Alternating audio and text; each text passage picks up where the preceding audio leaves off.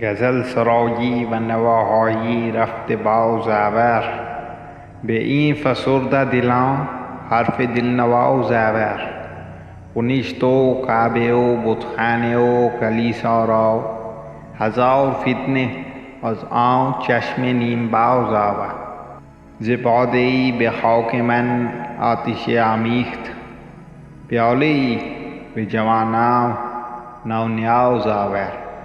نی که دل ز نوایش به سینه می رقصد، می که شیشه جان را دهد خدا و زاور. و نیستان عجم باد صبحدم تیز است، شراره ای که فرو می چکد ز سا و زاور.